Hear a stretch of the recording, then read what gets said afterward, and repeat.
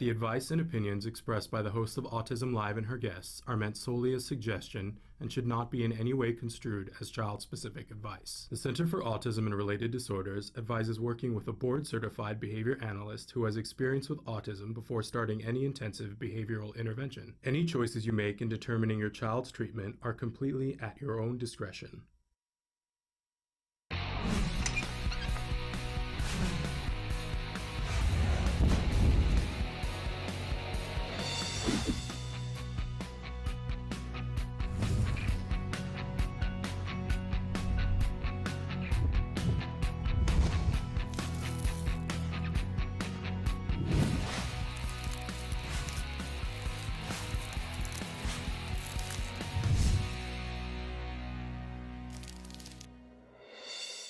Good morning and welcome to Autism Live. I'm Shannon Penrod and we're coming to you live from the Warner Center in Woodland Hills, California. This is the home for Autism Live. It is also the home for the Center for Autism and Related Disorders. And we're thrilled to be here with you on this Wednesday morning live. In just a few minutes, we're going to be joined by Dr. Doreen Granpeesheh, and she's going to be answering your questions live on the show.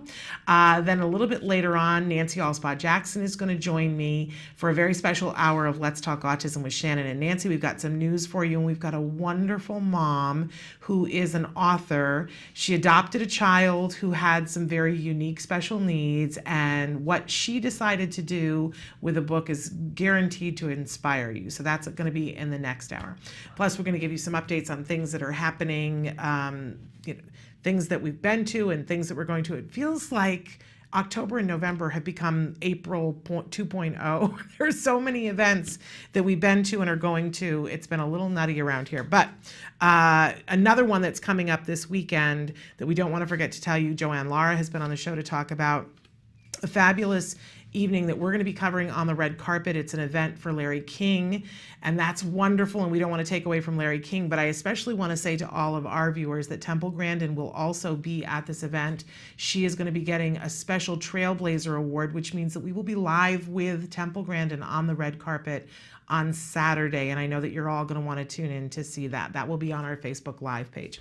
Speaking of Facebook Live, I know that Samantha wants to show you all the different ways that you can connect with us, all the different ways that you can watch the show, and more importantly, all the different ways that you can interact during our shows. So she's going to show you a bunch of different ways that you can connect with us, and while she does that, I want to remind you that our homepage is autism-live.com. You guys, we're working on a retool on the website, and it's so amazing, so exciting. I can't wait for you to see it. But for now, go to autism-live.com, and there are still many things to do. You can click on the triangle. Would help if I muted my phone ever. One of those days, right? But anyway, if you click on the triangle that's on the computer screen, you could be watching the live show, or you can watch the most recently recorded live show, whichever is playing. If you go to the memo tab in the upper left-hand corner, it allows you to go back through the 100 most recent episodes on the show. Someone right now is going, "Oh my gosh, she's live right now. I just called her and she's live right now." Also on that homepage is something we call the live feature. If you will put your cursor in the box that says your question, all you have to do is type and hit enter. And I do sincerely mean that. You don't have to log in. You don't have to have a username, a password. You don't have to prove that you're not a bot, right? None of those things. And you don't need a credit card. How exciting is that? All you have to do is type and hit enter. It shows up here on my screen. I'm not getting the internet right now, but I will soon. And in that way, you and I can interact, and you can interact with our guests. It's all free of charge. It's all anonymous. So we do encourage you to put as much information as you can into your question or comment, including what the closest major city is, because unfortunately, all the resources, it's not a level playing field. That's what I'm trying to say. All the resources aren't in all the same places. So if you tell us where you are, we might have a better option of telling you what's close to you. All right? All those things having been said, I'm so excited because it is time for Ask Dr. Doreen. Dr. Doreen Granpeesheh is the Dr. Doreen is an expert in autism. Doreen Granpeesheh. Dr. Granpeesheh. Dr. Doreen Granpeesheh. Dr. Doreen Granpeesheh is a visionary in the field of autism. Now you can ask her questions on Ask Dr. Doreen. Welcome to Ask Dr. Doreen. We're here with Dr. Doreen Grampichet. Good morning. Who's looking all wonderful today. And if you don't know who she is, I'm so glad that you're here because she is a true expert in the field of autism, having been working in this field for approaching a really mind-blowing number. Is it 40 years will be next year. I keep Well, wanting to 70 say that, and then I stumble over because I'm like, no, it can't possibly be almost 40 years. Oh, okay, but we're not only taking your word for it. There's documentation to Yes, prove it. there is. Big documentation to prove it. But so she's been working in this field for so long with so many different individuals, varied individuals, everything from very small children up through senior citizens, and she also works with families to help to support us. You've been truly a visionary. Thank you very much. And have created a world in which our kids have a much better chance I hope so. of being who they were meant to be. Thank you. Which is, that makes me want to well up because I have one of those Makes kids. me want to well up. I Thank have you. one of those kids, and every single day that I see my kid be able to do something, I just want you to know that you are always included in our prayers. Thank you because so much, as Mom. with so many other families, it's amazing what you've been able to do, and you're nowhere near done. Thank you very goodness. much. Thank you. So we're thrilled that you're here and that you're going to answer people's questions. We like to remind everybody, a little disclaimer at the start of the show, that there is no expert in this field or any other field that could give individual specific advice in this format. You just can't do it, right? But having said that, Dr. Grampichet takes your questions. She answers them with the beautiful mind that she has and the wealth of knowledge that she has to give you insights into what you might ask, what might be the next step, what, when you get to the expert that's local to you, what might happen there. It really sheds light on the subject. We all learn at your feet, I hope which so. is wonderful. Thank you so much. And I wanted to say too that last week and you can be writing in your questions right now, even though I can't get them, Samantha can get them and she can ferry them to me. Last week when you were here, we had a bunch of back and forth with a bunch of parents, and you left before I got a chance to say to you that several people wrote in and said thank you so that's much, and I great. included That's one of them great. on here who said thank you so much, Dr. Doreen. This has been a big help. That's great. They said that they were also in Florida because we had two different moms that were writing to us from Florida, and one who said that she's willing to help the other mom That's too, awesome. and that she also is a skills user. So we wanted to say that. Okay, I wanted to start with a question right here about a 9-year-old. My 9-year-old with autism, when upset, is threatening to run away from home, and that this is happening often. I'm not sure how to deal with this. I have recently reread to her The Runaway Bunny and said I would never stop looking for her, but other than that, I'm unsure what to do or say. This is always in conjunction with saying hurtful things to usually me, things designed to elicit reaction or tears. Help, I'm just broken. I know. We're sending her air hugs to this mom. Absolutely. And I don't just like, first, very important. First of all, my heart goes out to you. When we take seriously what our kids say, it can be the most painful thing. And I just want to assure you that there's no way on earth that your child actually means the things that they're saying. First of all, they definitely don't mean the hurtful things, and secondly, the child is not going to run away, but you need to do a few things, and we'll talk about it. And I think a lot of it has to do with how you think about this. So let's talk about that a little bit first. So first of all, one very important thing to know is that most of our children many of our kids do not have this ability to take someone else's perspective. This is called theory of mind, perspective taking. And our kids, I might as well just talk about the Sally Ann experiments and where all this came from. It's now almost, I don't know, maybe 15 years ago or maybe even more, where a researcher in Cambridge, Simon Baron-Cohen, did a research study where he essentially had several different groups of children looking at a video or cartoon, and the cartoon had two girls in it, Sally and Anne, and in this video they're both in the room, and there's two objects. There's like a ball and let's say a book or whatever, and there's two containers, like a basket and a box, and So they're playing, and then one of the children leaves the room. Sally leaves the room, and when she's gone, Anne takes one of the objects, like let's say the ball,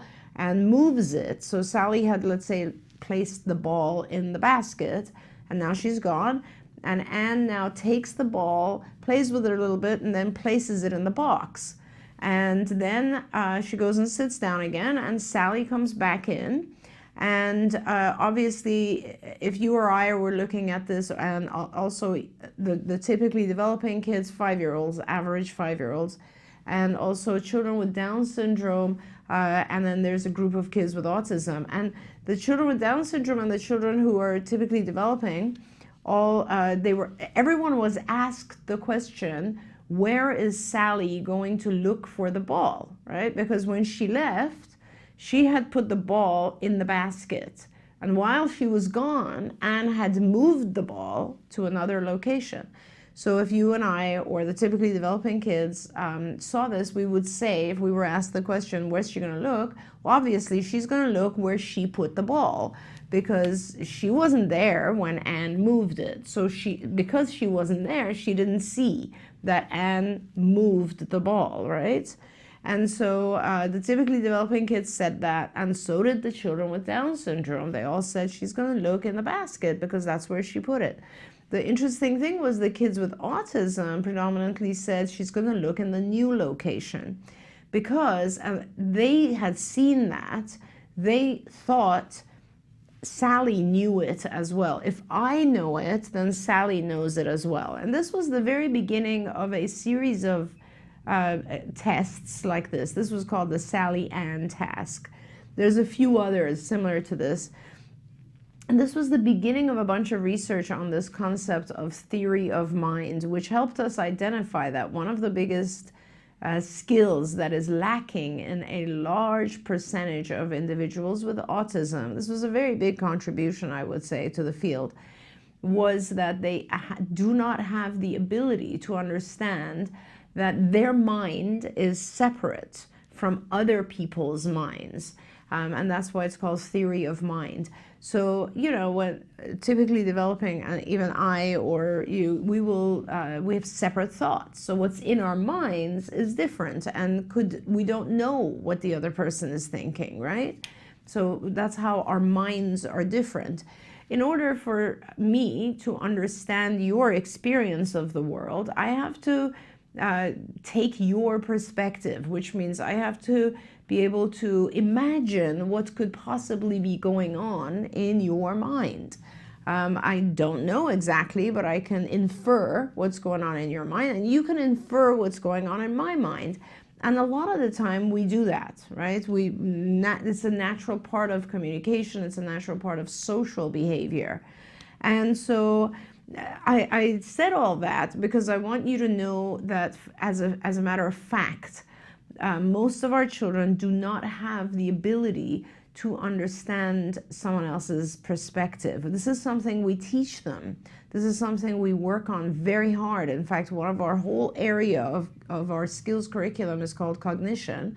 That entire area has to do with lessons that are based on the concept of teaching someone to look at someone else's perspective. And let me tell you, a lot of different things are affected by this. Like, this is one of the reasons our kids aren't very good at telling jokes. Because how do you tell a joke? There has to be a punchline that you are holding back. Well, if it's in my mind, then there's no holding back. You probably know what's in my mind. Because people with this lack of theory of mind think that we share minds. Our minds are exactly the same. So if I know something, you know something. So for instance, I won't be able to hold back a punchline because you already know what it is. I won't be able to lie. Lying is a very kind of adaptive skill, actually, and I won't be able to lie because I think you know everything that's in my head. I will say things that might be hurtful because I won't understand how you could feel hurt. I don't feel hurt. How are you feeling hurt? It produces a very egocentric perspective of the world. It's like the only feelings, the only thoughts that really matter or that really exist are mine.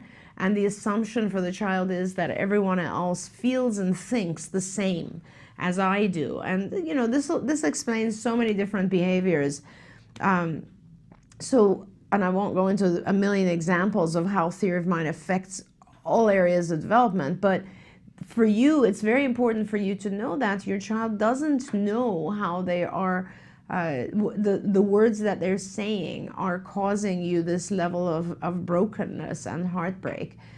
They're not intending it at all. In fact, this is everything your child says, you have to just see from their perspective. You have to see it as a very egocentric communication. It's all about them most of the time.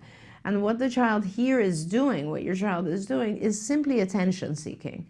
They're just trying to get your attention. Now, there's a couple of things you have to do. First of all, don't read Runaway Bunny, because your child is probably misunderstanding some of the social nuances in the book, and it is perhaps a way that you communicate with each other. It's maybe a fun interaction for the child, and the child then thinks, oh, okay, maybe I should continue talking about running away, that sort of thing, because hey, when we were talking about it in the context of Runaway Bunny, we were having a great social interaction, Mom and I. So why not talk about me running away, and it could be the same thing. So there's a lot of like faulty reasoning going on here. So this is not at all about you or about the child wanting to run away. I think that what you need to do is just change the subject, move on to other things, and don't engage on this subject. A lot of times our kids engage on a subject because they want to have conversation. They want to actually have social interaction with you, and believe me, they get your full attention when they say something that freaks you out. A lot of the time we don't attend, we're doing a million other things, etc., and then the child will say something that's like so scary, and then we fully attend, and our kids pick up on that. And so very likely your child is trying to elicit your reaction. That's exactly right. So please give reaction to other types of conversation, and don't give reaction to this conversation. When your child does this, literally walk into the other room. You do not need to have any kind of reaction to this. Walk into the other room, come back a couple of minutes later and start talking about something else with your child with a major amount of reaction and attention to it. Start conditioning your child. Right now your child's conditioning you.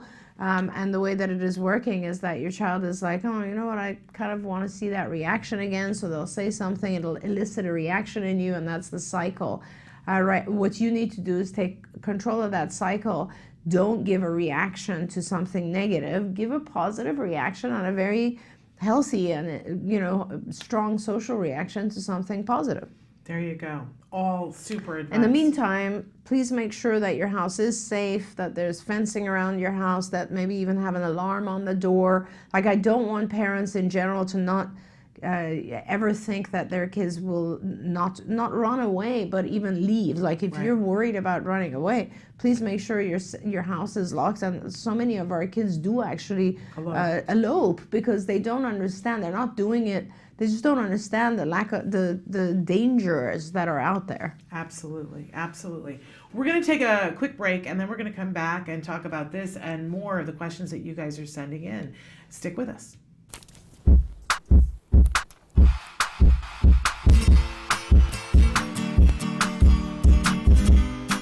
Arts and craft activities are a great way to practice on skills you're already working on with your child. For the month of November, we'll be making a paper corn. The skill we're going to be focusing on with this activity is fine motor, more specifically the pincher grasp. You'll see why in just a moment. Depending on the skill level of your child, you can also have them help you fold the paper, trace the silhouette of the corn, or cut it out. It all depends on what you want to be focusing on today. The materials you'll be needing are paper, tissue paper, a pencil, glue, and a cup of water and paintbrush if you're using the wet glue, scissors, and a template you can download from our website at facebook.com/autism-live. And don't forget to like us while you're there. Or you can always just draw it from your imagination. All right, let's start the activity. First I want to do is take my tissue paper I bought from the store and turn it into strips that I can then turn into squares.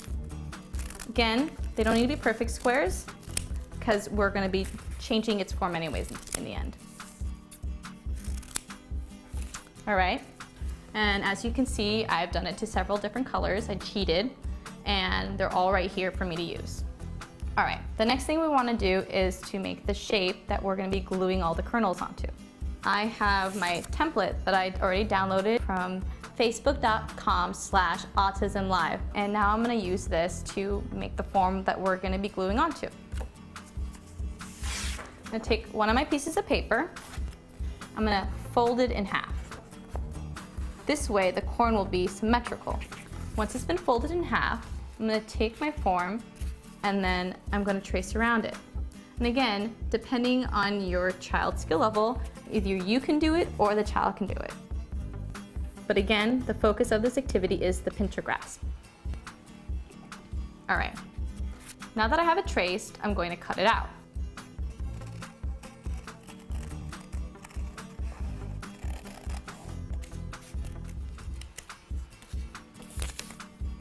And ta-da! Here is my blank corn, but it's missing its kernels. So now that's what we're going to be working on. I'm going to use this glue, but you can always use a glue stick as well. The reason why I like this one is that it doesn't dry as fast. So I'm going to squeeze it all over my corn and then take my paintbrush, dip it in some water, and then smear it all over the corn. The next step is making the kernels. What your child is going to do is take one of the tissue squares and practice their pincher grasp. Squeeze, squeeze, squeeze. And once they have this, then they're going to place it onto the corn. And as you can see, it's got a lot of surface area to cover with these kernels, so lots of opportunities to practice their pincher grasp.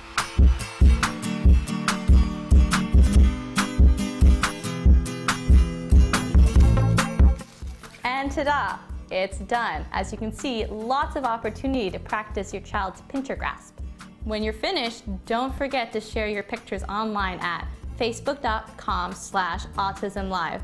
I look forward to seeing them and see you soon. Bye. Can you see me? Can you see me flying by your side? Welcome back to Autism Live. We were having a discussion before about a mom with a child who has been saying some things to her that are pretty hurtful. And you know me, I always have something to say, and we kind of needed to go to break, so I didn't get to say, and so I'm just going to revisit that for just a second. That I remember, because there's a blessing in these things as well, and it's important, I think, to embrace the blessing part of it. I remember when Jem was really little, and one of my best friends has 3 very healthy neurotypical boys, and I was forever comparing, right? Because how can you not? Of course. And I would look at her 3 boys who are all in age around my child, and I would see all the things that they were doing, and sometimes it was really hurtful. And one day we were having a conversation. One of her boys had said, "I hate you, Mom," and slammed the door and went into the other room. And she called me and was, crying and saying, "It's just terrible." And you can't imagine how hurtful it is when your child says something really mean and terrible to you. And of course, for me, with a child who wasn't yet talking, it was like a dagger in my heart. And I said to her, because we're good enough friends, I said, "You know what? The truth is, I wish she could say I that. would wish that my kid could say something hurtful to get a rise out of me. And the day that my child says, I'm going to put it out into the universe, the day that my child says, 'I hate you,' I'm throwing a party on that day, because that will mean that he notices that it gets a reaction out of me, and that so he true. has enough language to do that. That's such a good And I'm point. going to say yippee skippy and do the happy dance when that happens.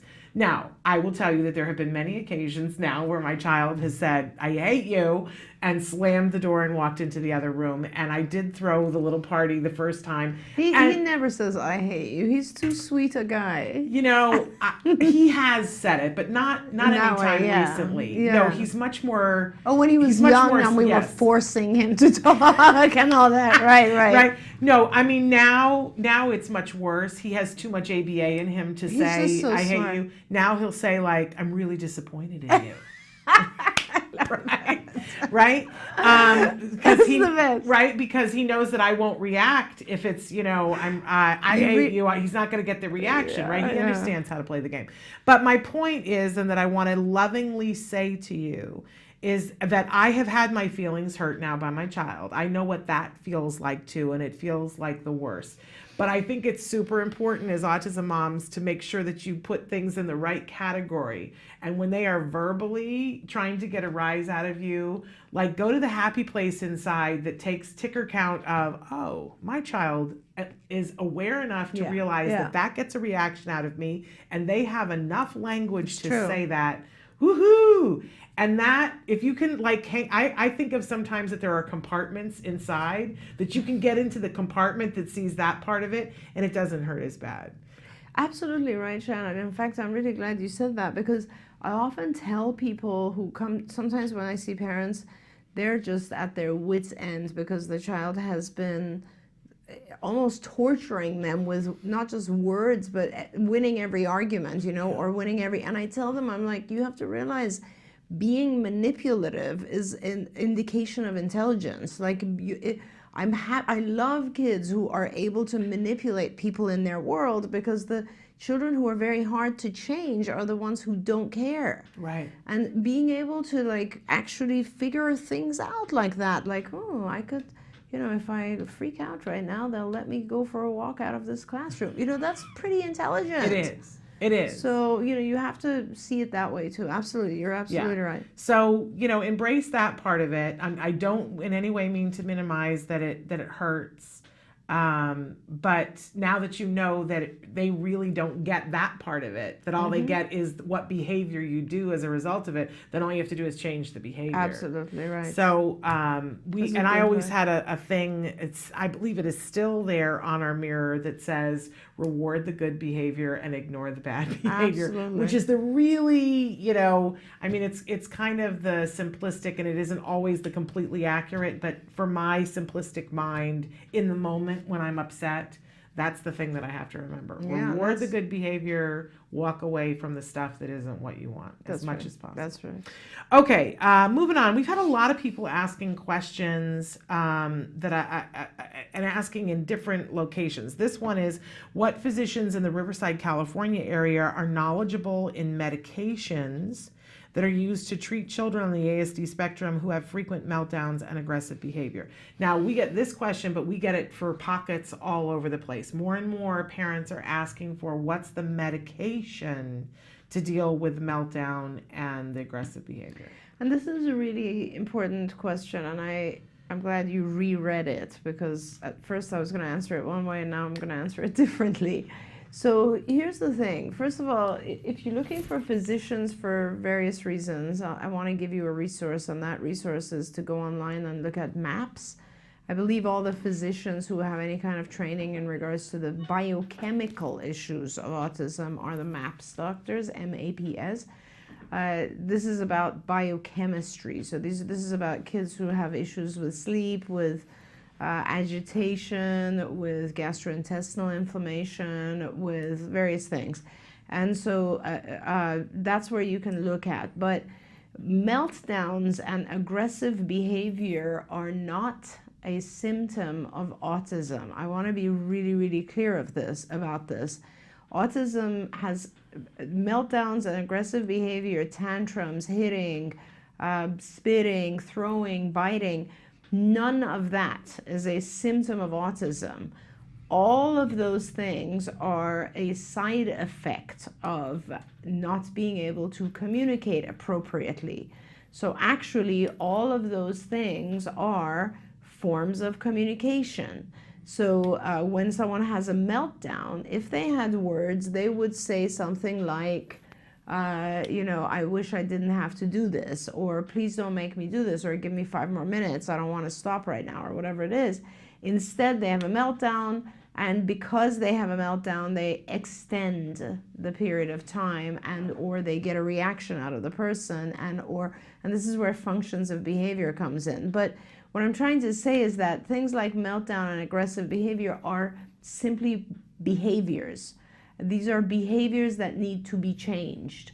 They are not changed by medication. Here's what medication, there are behaviors, there's no question, there are medications that will numb and reduce your abilities to such an extent that you will not have any kind of meltdowns, pretty much because you're almost in a vegetative state. So there are medications that will just calm you down and turn you into kind of a zombie. There's no question there are medications like that. And in the old days, obviously, they would use those types of medications for anyone in, let's say, a mental institution who would have a meltdown, right? Because they couldn't handle it and they didn't know anything about functional behavior in those days, and they would just medicate it. Medicating behavior is like, let's say you have a really, really bad recurring headache every day, and nobody really cares what the cause is. You just want to get rid of the pain. So what you do is you take Tylenol, right? Or Advil or whatever it is. What you're doing, Advil is a little bit different. Tylenol, you just take acetaminophen. What it does is you're essentially numbing the pain. You're closing off the receptors that feel pain. You're not dealing with what's causing it to begin with. And the same thing could be done in autism, which is you could numb the individual so that they are not reacting to anything in their environment, positive or negative, by taking some sort of medication. Or you could figure out what is the cause of it and then fix that. So what you have to do, if your child's having a lot of frequent meltdowns and aggressive behavior, you have to do what's called a functional behavior assessment. Functional behavior assessment is where a behavior analyst comes in and says, let me look at the scenario here. Let me figure out what the person is trying to communicate by having these meltdowns. What's the function of this meltdown? What's the reason for this meltdown or this aggressive behavior?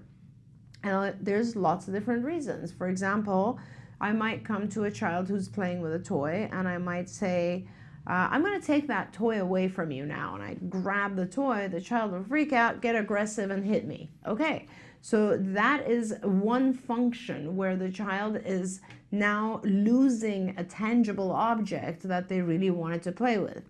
Or I could come in and I could tell the child, you need to do something. You need to work now. And the child doesn't want to work and they hit me. Okay, so that's a demand function where I'm placing a demand on the child to do something. I could be just sitting with the child and the child hits me because they're trying to get my attention.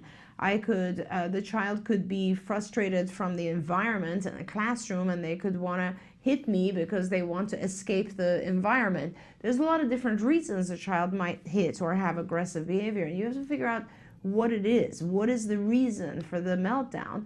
And then what you do is very simple. You don't give in for that particular reason. In fact, you teach the child how to use their words or some other form of communication instead of having the meltdown.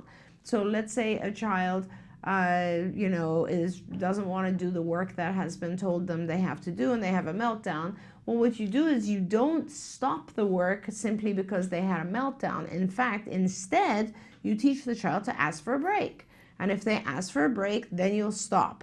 But if they have a meltdown, you don't stop. So the child starts to think, oh, meltdowns aren't effective anymore, so I'm going to stop them. That's the real issue here. The issue for you, it's the same advice we gave to the prior mom, essentially. It's like we told the prior mom, don't react to the thing, which is don't reinforce the behavior of talking about running away. It's the same thing to you. You need to figure out what the meltdown is actually trying to communicate. Teach the child a better and more appropriate way to communicate that thing. And then when the meltdown occurs, don't give in, don't react, and don't give the child what they're expecting. Prompt the child instead to use appropriate communication. And that's how meltdowns are dealt with. But I do, if your child's having frequent meltdowns and aggressive behavior, often it's multiple functions. So they might be enjoying the attention and they really want to get away.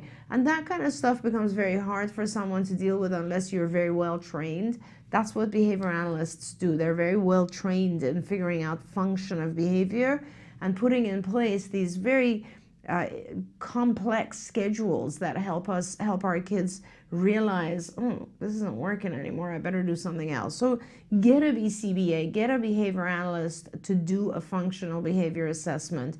Your school can provide this, your insurance company can pay for this. There's lots of different ways that you can get that help. Absolutely. But again, and especially in California, oh my gosh, you're in Riverside. We're in Riverside. Yeah. We can do a functional behavior assessment for you. Get in touch with CARD. yeah. But if in fact you're looking for medicine, we recommend that you go to MedMaps. I believe it's medmaps.org is their website to find doctors that know about autism and know how that works. But please, Right, and please get the behavioral intervention if Absolutely. it's these behaviors before you start looking at any kind of Absolutely right, medication. right. All right, we're going to take a short break and then we're going to be back with more questions. Stick with us. What is autism? What is autism? What is autism? What is autism? What is autism? What is autism? I've been asking myself that for a very, very long time. Let me think about that one. Trying to, just, Let me think. Oh man, that's a rough one. Yes. Autism is a neurological disorder that affects many of our kids in different ways. It's a learning disability that affects the cognitive functions of the brain. A lot of people have the misconception that it's a disability, and it's really not. I look at it as like a special gift. When one person thinks differently from another. It's an opportunity for everyone to learn to understand someone that's a little different than them. Autism is the ability to educate. They're given so much talent in different areas. To me, autism means a chance to be with and be around people you really care about.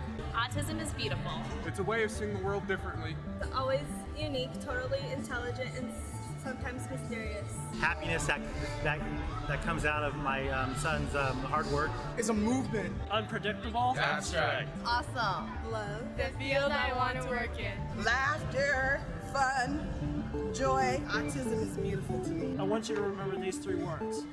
There is hope.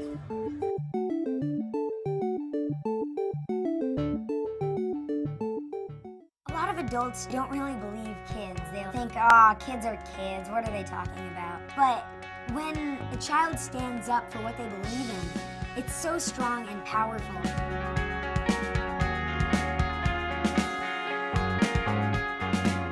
I first got involved with autism advocacy 4 years ago when my friend was diagnosed. When I found out about my friend's diagnosis, I didn't really understand what it meant.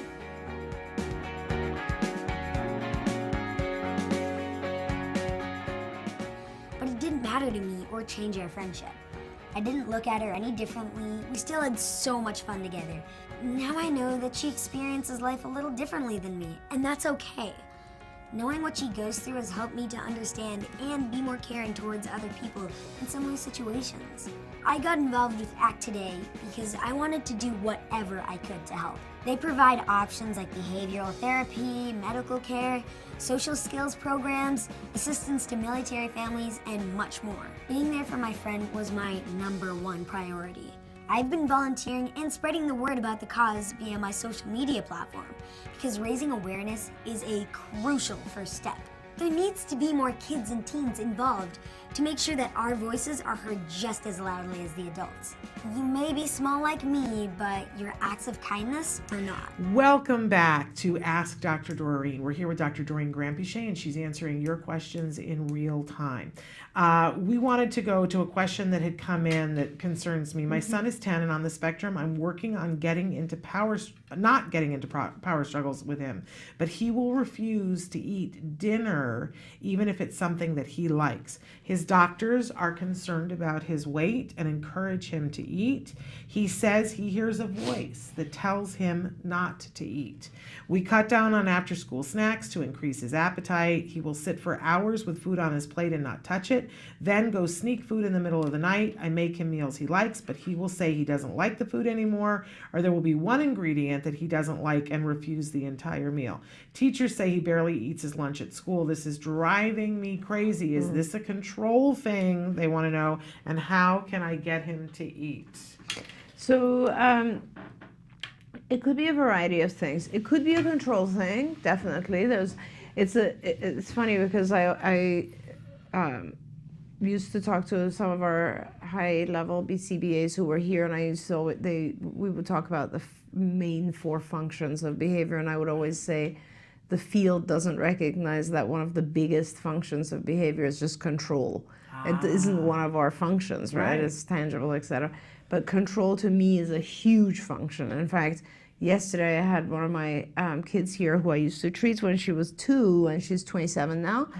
And she's pretty, she used to be nonverbal, Mom told. I didn't remember, but she's telling me she was nonverbal when I had her at 2. But, you know, now she's a very high-functioning, going to college Asperger's individual and doing really well. But a lot of her issues are about control.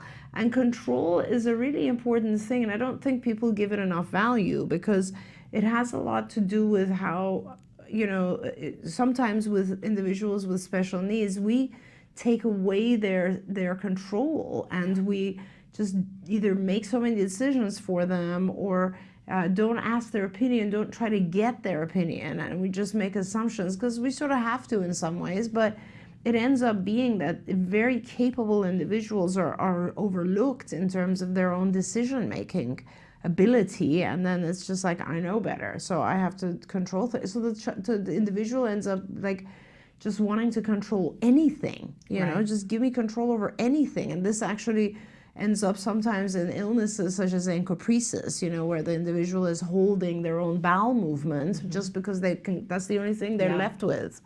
So with this, it could be a control thing, absolutely. But there's 2 things I want to say about this. Obviously, you could ignore this if it isn't a major issue. In other words, first of all, lock the food up so that he cannot access and sneak food in the middle of the night. That's number 1, because he's basically getting to food, which means he's not hungry necessarily as well. So do not leave any food out, lock the cabinets. There will be no sneaking of food at night. That's number 1. Now we have a hungry individual, and we will understand if the control function and the reinforcers he gets from controlling the situation are stronger, or his urge for hunger, his hunger urge becomes stronger, one or the other. But what's very important is what I would do is I would lock up all the food so he doesn't have access to it, and then I would make dinner, place it in front of him, and walk away. And that's it. If he wants to eat it, great. If he doesn't want to eat it, that's fine too. And you just keep doing that day after day. And if he really doesn't get access to other food, you have to make sure he doesn't have access to other people's food at school, because that has to be the only food he has access to. Now, if people are really concerned about his weight, it might already be too late, and you might not be able to do what I'm telling you to do, because his weight is now so low that intervention is required. ABA people one of the things we do is feeding. And feeding is a very important thing, and it's not something that can be taken lightly. If it's just a control thing, and if it's not too late in the game, in other words, he's not too thin, then you can do what I told you, and it should work after a few days. If it is either not a control thing or he is already way too thin, you need to get a professional in place. And when you get a BCBA who knows how to do feeding, what they will do is they will do they'll do an assessment, first of all, to identify the function. They'll figure out if it is control or not, or whatever it is. But then more importantly, it could be other things. For instance, it could be a texture thing. Like some of our kids who stop eating, it's because they don't like the texture of various foods. Some of our kids just become overly picky eaters. This is more, in my mind, it initiates with some sort of biochemical issue, and then it generalizes. So in other words, I think kids who have become very, very picky are the kids who, at some point in the past, so you know, like how if you go out to a restaurant and you eat something, and you don't feel very well, it makes you bloated or whatever it is. Let's say you have Mexican food, and it causes you to be bloated. So next time you'll remember, I don't really want Mexican. I'm not good with Mexican food. But what happens is it might even generalize. So like, let's say you might think, in the Mexican food that I had, there were black beans. And you know what, it's the black beans that makes me feel bloated.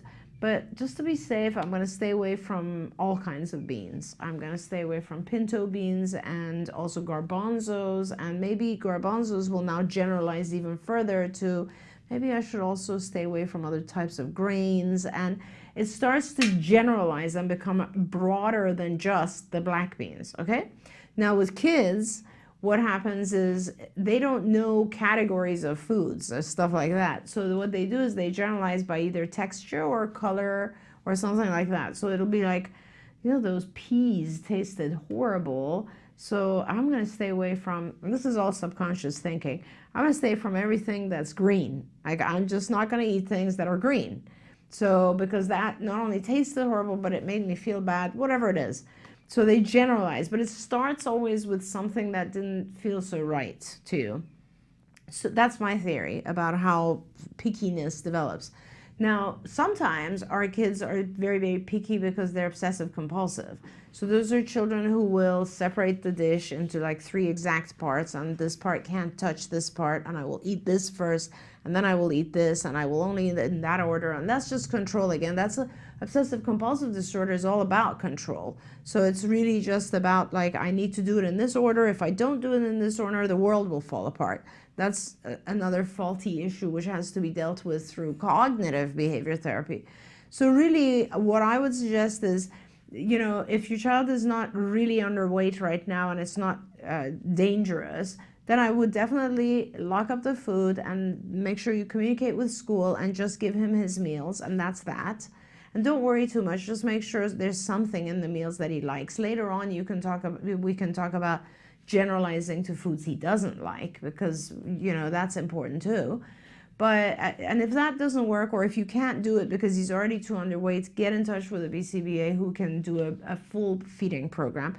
Now, once they've established the function, and if it's texture or whatever color, or if it's control or whatever it is, they do a very graduated introduction to foods, and they do reinforcement, things you can't think about. So for instance, if the child is eating, then the TV can be on. If the child is not eating, there will be no TV. You know, there's very little subtle things like that where the child starts to establish a reinforcement thing with eating. And so these are the things you have to do. And, you know, I don't know enough about your child to recommend you do it on your own. I think if you can access a BCBA, it's always going to go smoother. Okay, we're going to take a quick break, and then we're going to come back with yet another feeding question that's coming from our West Virginia mom. So stick with us.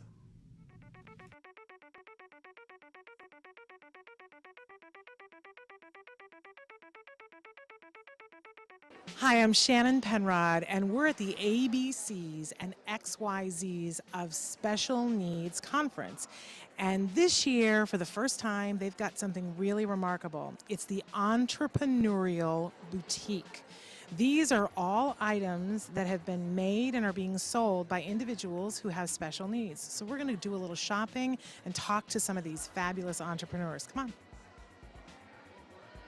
My name is Molly Rarick, and I'm founder of Breed's Gift. We're a nonprofit that serves teens and adults with special needs, like Chase here. We were founded in 2013 and serve people in the Conejo Valley, Santa Barbara, and LA. Our main objective is to give our participants the skills they need to gain a more independent life. My name is Shelley Cox, and Lisa Zalagi and I are founders of Creative Steps and Create Micro Business Enterprises.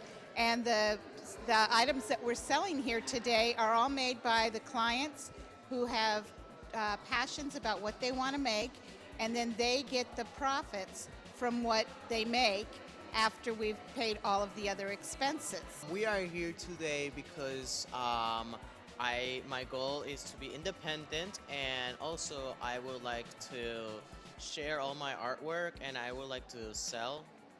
Thinking about at his young age being a businessman, you know, it's amazing. I cannot be more proud.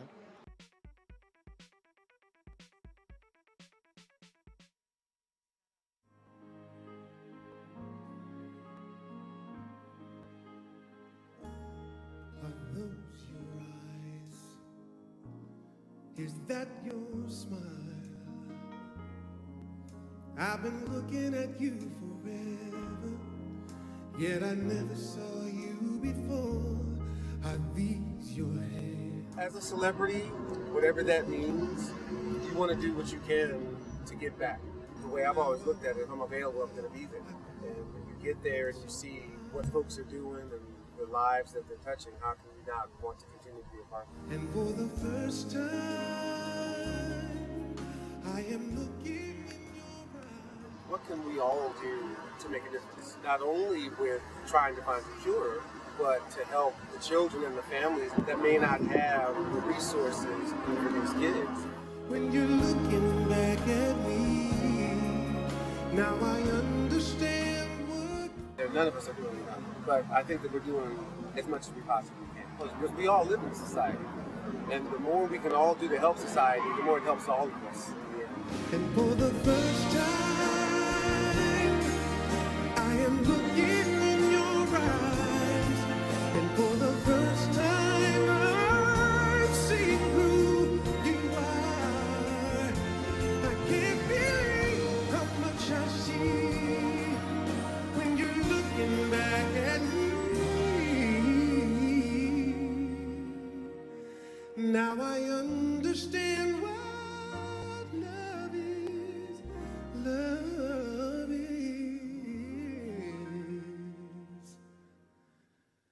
for the first time.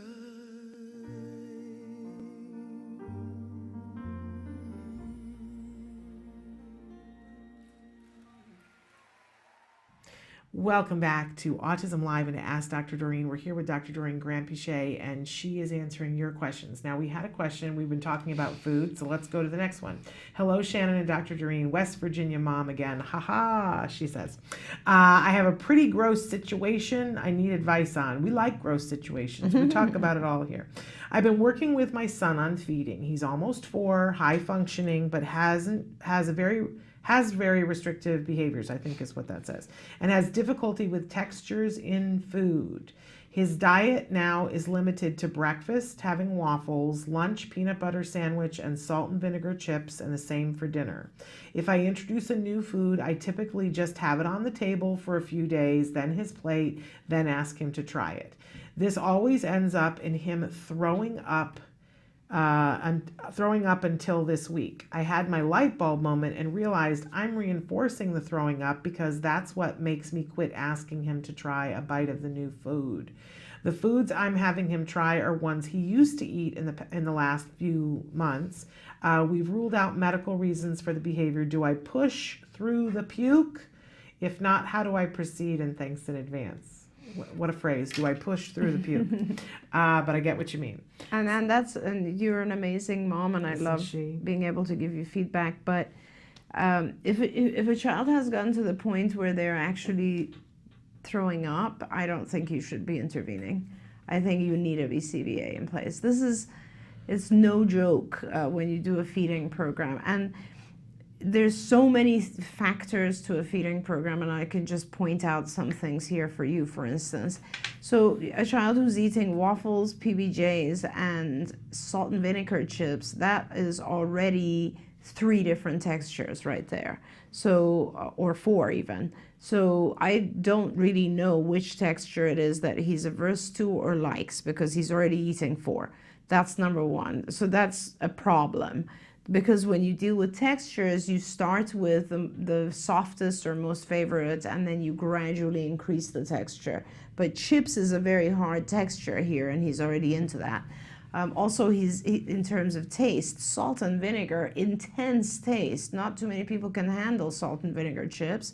But on the other hand, he's also having very sweet taste like PBJ. So there's something off here. Like, we need to figure out his baseline. Secondly, you're absolutely right. By throwing up or gagging even, I don't know how far he's going, he's telling you, this is not what I want, and then probably what you're doing is giving him something else, because we always worry about our kids' diet. This is one of the reasons that I always recommend feeding be something that a professional works on. Because there's too much emotion around food. At least I know for me, Iranian mom, I'm like feeding my kids all the time, right? It's like you think part of giving love is giving them food. Absolutely. And that's just contrary sometimes to letting our kids not eat. So I've worked very hard on conditioning myself and not ever forcing my kids to eat anything. I just make the food. If they want it, great. If they don't, they don't, and that's up to them. But with our kids, it becomes a very big issue here. You need to have, I would really recommend that you have some professional help. I don't know if you have access to professional help there in West Virginia. If you don't and you really want to do this, then I would recommend that you go on the IBT website, Institute for Behavior Training. I think they have a feeding module, and you need to look at it in depth, because we're talking about a very, very structured program where there is reinforcement. Like, for instance, you have a morsel, a tiny morsel of a food that you want the individual to learn to eat, reinforced by a large amount of the food he wants. And then that morsel gradually, very gradually increases as this other stuff decreases. And then meanwhile, every time he takes a tiny bit of morsel, you have major reinforcers going on, like TV is turned on. It's off when he tantrums, throws the food, or does anything else. It's a pretty structured program. I don't really feel comfortable guiding you through it just on this program, because it's not like, you know, it would be like me trying to teach you how to do all ABA. It's a very structured, very intense program of feeding. So please try to get professional help, and if not, go on the IBT website and see. I think they do have a feeding program. If not, it's going to be one that I tell them to work on. Is it something that Card Telehealth could do? Can you do telehealth Definitely. with feeding? Well, I mean, it's a step-by-step thing, but certainly I'd rather, you know, if there's no other option, I'd rather do telehealth with you than not. Okay. Because it's every step of the way. It's just that, you know, it's a sensitive issue. It's like the first interaction with a child where they tantrum a lot. And it's very difficult to tell a parent, to walk a parent through that, because it's such an emotional reaction when your child tantrums. Yeah. And feeding, I mean, we have kids who are like throwing everything when they start, and in you know, 3 weeks, 4 weeks, or a month of it, they're sitting there enjoying their food. Okay. I want to move, because we're out of time, but I want to move to just the mom who wrote to us last week specifically about biting, that we started the show talking about. She said, this is the mom who asked about the biting last week. Thank you so much. He is absolutely doing it to scare me or get a reaction out of me, because if I don't watch him, he won't do it. Wonderful. I turn my head away really quickly or close his bedroom door, and he stops. That's excellent. Yeah. That's excellent. I'm so happy to hear that. And that's why I think it's really important people realize the difference between the core self-injurious behavior. Your child doesn't have self-injurious behavior. He's just figured out how to get your attention, and that shows intelligence, as I said. It does, and it also shows that there's a very specific way of working at it and on it. And so often as moms, we get afraid, right? We see our kids doing something and we get afraid. Even going back to the mom who was saying that her child says that he hears a voice who says, "Don't eat it," and that scares us. We're like, "Oh no, what does that mean? He's hearing voices?" Although we all have an inner dialogue, hear voices. right? We all all hear the time. voices, yes. Our kids just don't have a reference for it, but we hear our kids say that, and we think, "Oh no, could this be a dual diagnosis or something?" Right, of right. something, you know, Right. and what, you know, and what's going to happen now? So it's so helpful when we have the opportunity to talk to you and you have us look at something and go, "Is it happening this way or is it happening that way?" Because that can give us a fear-ectomy. Absolutely. Just like separate the fear out, and then we can get to work. Absolutely. And I want to give you one other feedback now, since you're listening. Now you've accomplished phase 1, which is very important. Now phase 2, which we often forget, is even more important. Now what you have to do is go into his room and give him attention when he's not self-injurious, when he's not doing that biting or something like that. So at different times, you need to now, every time you take attention away from something, you need to balance out the reinforcer, because remember, now you've reduced his reinforcers, right? He was getting reinforcement from your attention. Yeah. Now you've taken that away, so make sure now you start attending again for something positive. Yay. Thank you so much. Thank you so much. always. That's so We great. I'm glad appreciate it worked. Yes, absolutely. We're out of time for Dr. Grant-Pichet right now. We have to release her to go do all the other things that she does. But we're going to take a break, and then we're going to be back with Let's Talk Autism with Shannon and Nancy. Nancy Alspaugh Jackson is going to be joining me, and we've got a wonderful guest with a fabulous story. Wait till you guys hear it. It's so inspirational. So stick with us.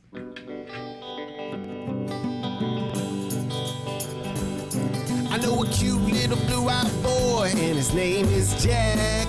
Jack Riley. He got a big, warm, blue-eyed soul that makes your heart beat fast. Exciting. I say Jack, Jack, Jack is my buddy. Jack, Jack, Jack is my buddy. Everybody around is so down with Jack. It'll be my birthday today. Yeah, can we celebrate our birthdays together? Our birthday buddies? Okay. Wear hats. Should everyone wear hats? We need some more friends for the hat. Here, you want to give hats to everybody? 1, 2, hey! Yay! One's for Christmas and one's for your birthday, okay? Go ahead, rip it up. Yeah!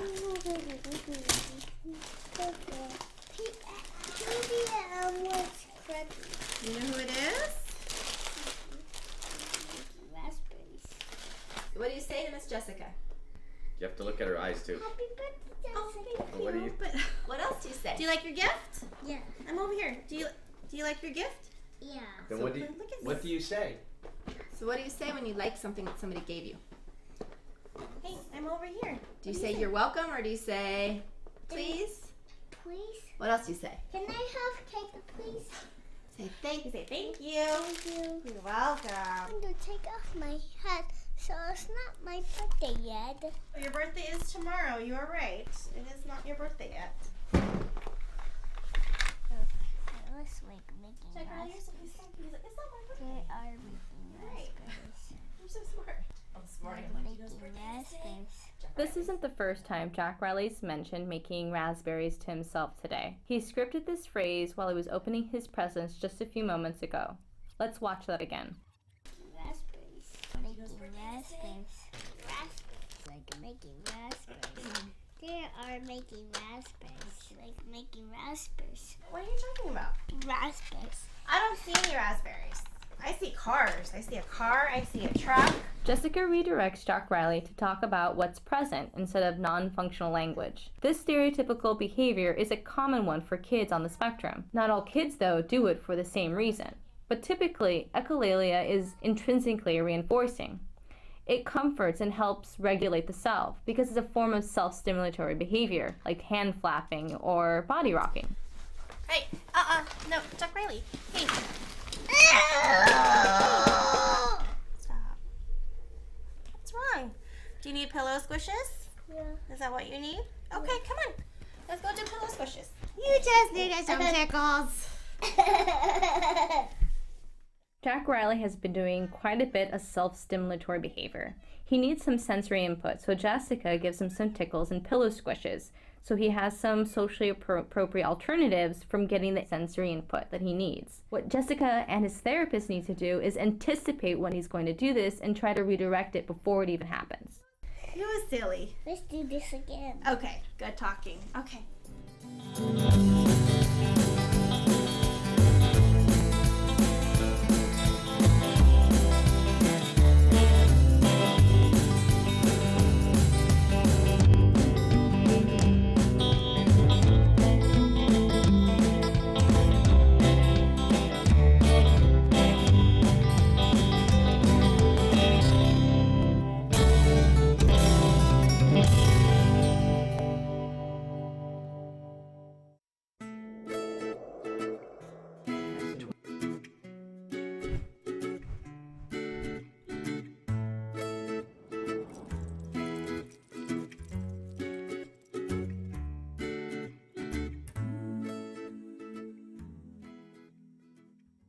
Good morning and welcome to Let's Talk Autism. I'm Nancy Osbaugh Jackson. And I'm Shannon Penrod. Hi. Happy to be here with my good friend. Happy to be here with you. And we've got a great guest that's going to be on the show in just a little while, Jennifer Norman, an author, a mom, a really extraordinary mom. You guys have some things in common because you adopted your kids that have special needs, and so that would be really fun to hear from her, and her story is so inspirational. Yes. So we're looking forward to that. We have some do you want to jump right into in the news, or you got anything you want to talk about first? No, we can jump right into in the news. We've got some news that's, we'll get to some happy news at the end. I always like to give you the bad news first. So let's do the worst news first. Okay, well, the worst news was in Australia. Yes. There was an incident of a young man with autism, a boy with autism that was killed, and his caregiver was trying to protect him and, I guess, catch him after he fled from the car they were in. Yeah, a pregnant woman. Yes. They were on their version of the highway. I don't know what they call their highways there. The M1 motorway. And the car, they say that they don't know why, but at a certain point she pulled the car over, and then the child escaped from the car and ran, and she ran after the child, and they were all killed by an oncoming truck. And, I said to Nancy, I save these stories to talk about when she's on the story, not out of some morbid thing, but I think it's important, especially on Let's Talk Autism with Shannon and Nancy, that we talk about this because this happens. And we have a campaign called Stop. Yes. Which is to stop these kinds of deaths, stop autism death by elopement. Yes. And, last year at this time, we were starting, because with Autism Care and Treatment Today, there are a certain number of grants. Every year we get to the end of the year and there aren't funds. Right. There's a pile of them. And we started a Fund a Grant program where the card offices raised money for different grants and to raise money for them. Well, there was one grant in particular that really struck all of us, and it was a mom on the East Coast who had a child who would constantly get out of his car seat and try to get out of the car. I mean, just exactly what's happened here. And that she had other children that were in the car, and she would have to pull over on the freeway with all the kids in the car. And she said that she didn't want to go anywhere ever again because there was so much fear in her heart. And she wrote to Act Today and said, I found a car seat that I think can solve this problem that he won't be able to get out of. And it was a Conveyed car seat. We reached out because as we're trying to figure out, you guys know, because some of you write in for grants, and believe me, we get the letters from the people who don't get their grant funded, and sometimes they're horrific. That, not you guys, but people will write in and say, what on earth are you people doing? Because how could you not have funded my grant? This is life and death, and how could you not have funded ours? And we're like, because there's a stack of them. There's so many that are life and death. So we try to connect with companies whenever we can, so that, because if a company can help us to defray the cost, like, give us a coupon for 10%, 20%, 50% off, then that gives more money for another grant, right? So we work the phones like dogs, trying to call companies and saying, hey, can you help me with this? Right, so you got Conveyed to help. So we called Conveyed, and they said, I was reading what the mom had wrote, and they said, stop, we're going to give you the car seat, which was amazing because we'd already raised some money for the car seat. So all of that money went to an iPad for a child who had no communication. Yes. So this is why we love Conveyed, and because they make such great products. But it really, when I think about, I have goosebumps right now thinking about how this story might have ended. I know. And that sometimes, people are afraid to ask, or they don't know what to do, but this mom had the courage to ask, and Conveyed had the conviction to say, we're going to give this to her. And so if there's anybody that's out there that's watching this right now within the sound of our voices, that please don't let this be your story. No. This is so horrifying.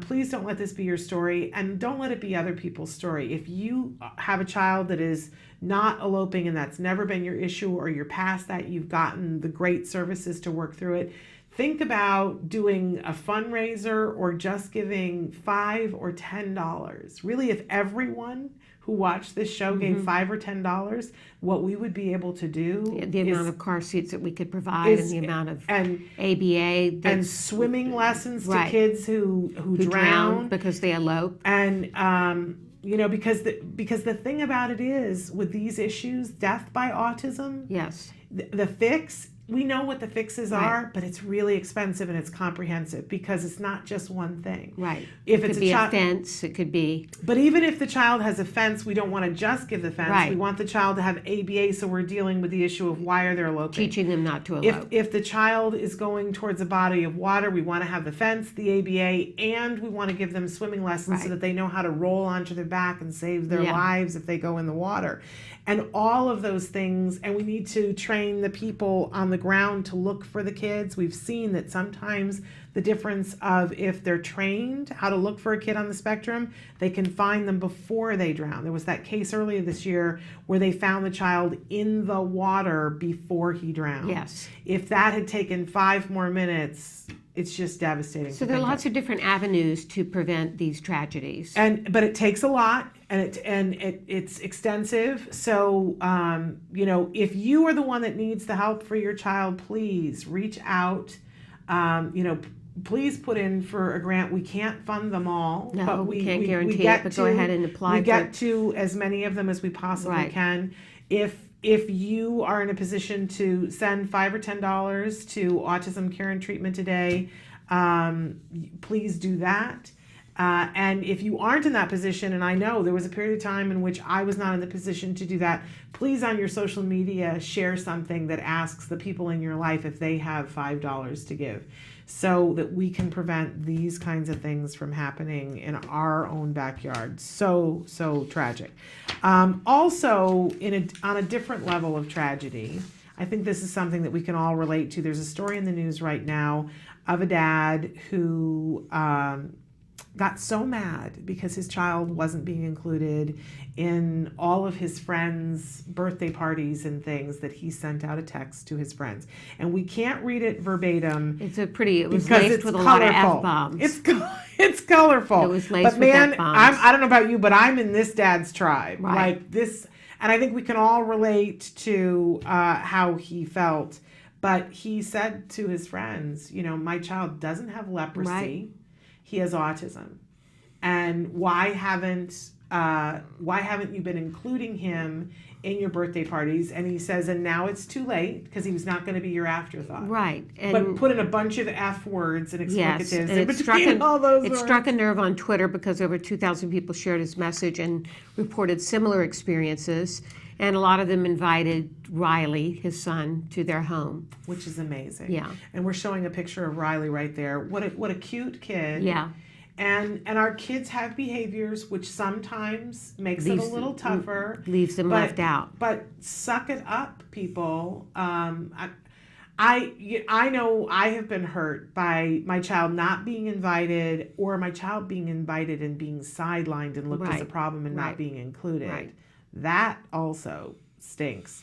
Yes. We've all been there, right? I think we've all been there as autism moms to not have our child included in certain activities. Yeah, and clearly because this dad struck a nerve, because I think all of us can relate to this in some way, shape, or form. But I say good on him, and if those people aren't ashamed of themselves, they should be. Honestly. Tell it like it is. But Sharon. ask me how I really feel. All right, so okay. here's some cool news. Yes, let's go to the happier stuff. A man on the autism spectrum, Kelvin Smith, is going to compete on Jeopardy tomorrow night. Yes, and it's very, very exciting, thrilling to see. I've seen just some little clips of it. Yeah. And there's a moment when he self-identifies, and he does it with such panache and with so much pride that it basically stops the show. So definitely tune in to see. It's pretty amazing. He was diagnosed at the age of 10. And he has always been a fan of the show since childhood. He spent the last 10 years trying to get on the show. Well, so now this is sort of a dream come true for him. It's an absolutely wonderful thing. And I just have to say, thank you to Jeopardy and thank you to Sony Studios where they filmed Jeopardy, because Joanne Laura's Autism Works Now candidates went there the other day, and they made such a fuss over them. And it's just like two things in 1 week. I was getting all of these messages about Jeopardy this week, both that they were having this contestant on and seeing pictures of the candidates from Autism Works Now standing at the podiums and taking pictures there on the set. And I just thought, Jeopardy's getting it right. Yeah. Jeopardy's doing it. So tune in and watch Jeopardy and see. Seems like he's a pretty bright young man. And of course, we don't know how he does because they won't release that information. Right. But look and see. He's enrolled in a doctorate degree program for chemical and biomedical engineering at Georgia Tech. So he's clearly well. And brilliant. wait till you see him speak, because I've seen the clip and it like stops everything. It is so eloquent. You want to look for somebody to represent, Kelvin. He does a good job. So wonderful. And then you brought us the story about the Power Rangers. Yeah. Which, we've covered a little bit on the show because we had Becky G on the show. She's one of the Power Rangers. And she happens to be a sibling of a wonderful gentleman who's on the spectrum. Okay. I think he's like 18 or 19 years old.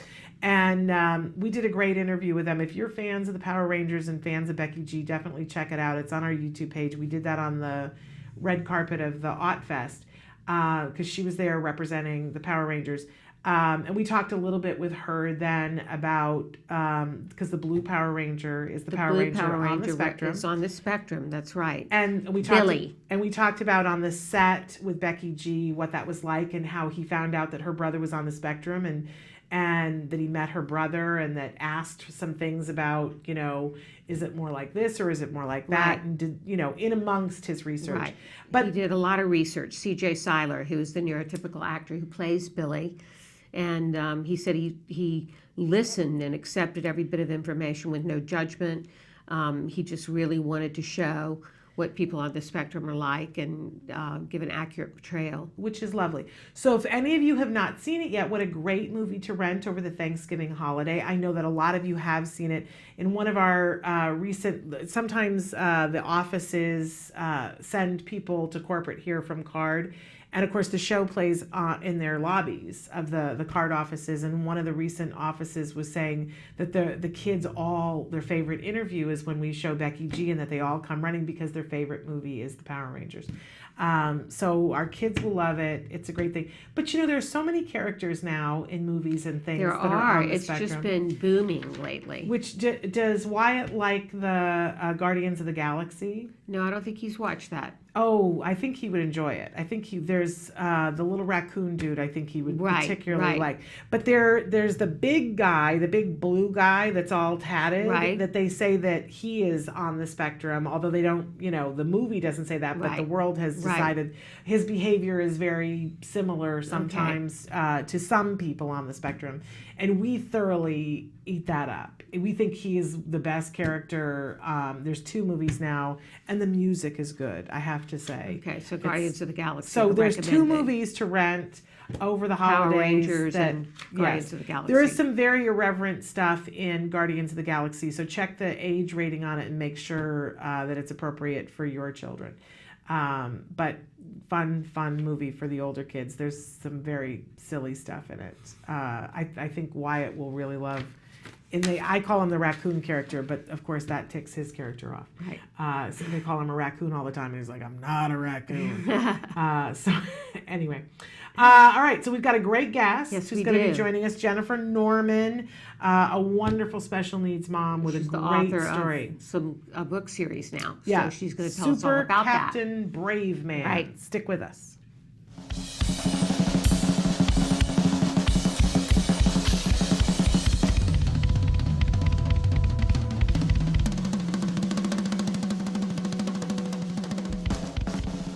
This is Logan Shepard. At first glance, he looks like a typical American teenager. He plays in a band, loves hanging out with his friends, he doesn't like doing homework, and he's not really fond of broccoli. But Logan Shepard is not your typical 14-year-old. Logan was diagnosed with autism at the age of 2. He was nonverbal, made no eye contact, and his parents were told to abandon all hope. Instead, his parents began an intensive intervention treatment. At its center was a quality ABA program known as the CARD method. This is Logan Shepherd now. All I really want to say is, like, I'm kind of copying Martin Luther King. I kind of have a dream, like, that one day, like, I can just, like, inspire people and never give up. Because, like, that's what I want to do in life. Because if I can succeed, they can succeed. And I will succeed.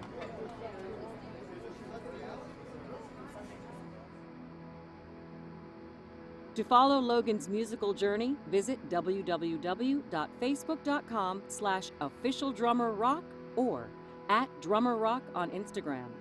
For more information on the CARD method, visit www.centerforautism.com or call 800-345-CARD. Rock on, Logan.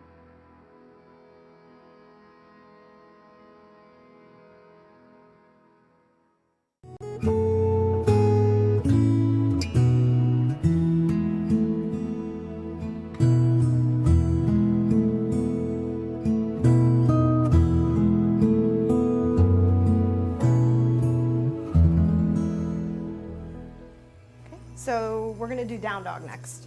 So with down dog, there are several different ways that you can do it, and I want to show you first and then help you with yours so that we can work on what feels good for you, okay? All right, because there's no right way to do it. It's more about what your body likes, all right? So for me, what I'm going to do is start off with my hands at the top of my mat, my headlights.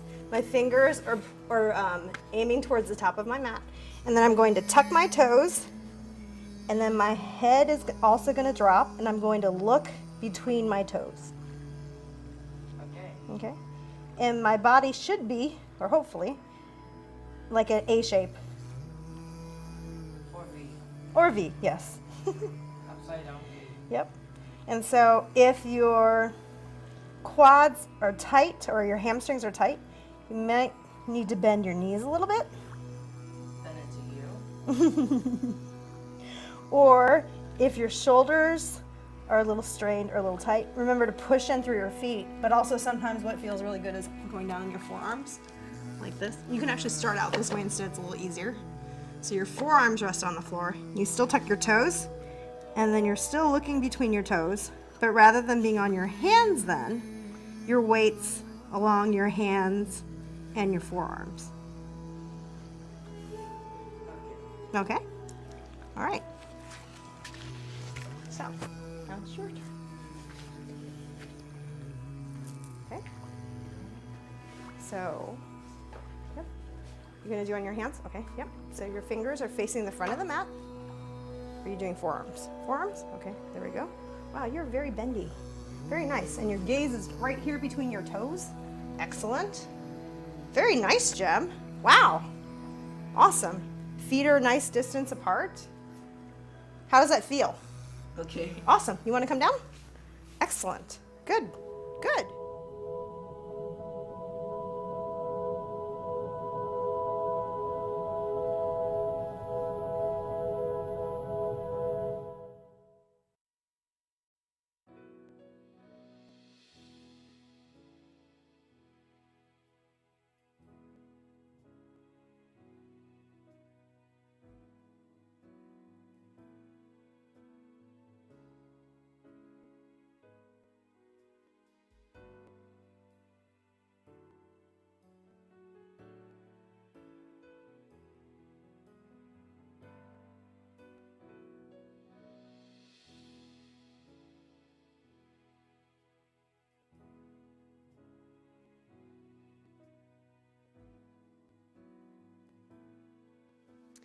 Being part of this community is really important to a mom with a son like Jackson, because it really does take a village, and you need so much support, you know, to help bring out all of the amazing qualities and skills and talents that our children have. So I'm just very grateful to everybody who was a part of this.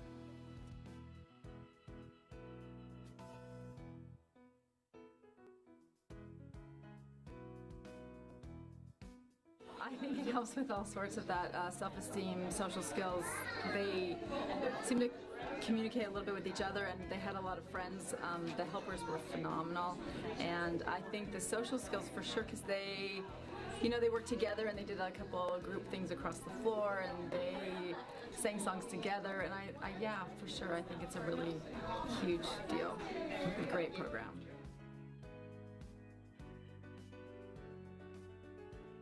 What programs like this show is the person is in front of what we call today a disorder. I think what we're finding is that these sorts of brain challenges that make people unique can actually be gifts in ways we haven't discovered in the rest of society to bring them out. So when you see a program like this and you see the kids dancing, having fun, and making up jokes, making up the story. I was here when they did that. That was so amazing to watch because they were all focused, they were all present, and they were all laughing, they were all getting into the creation of this story. And that to me sort of broke the barrier to say, no, first we're dealing with people, and then we're dealing with the challenges.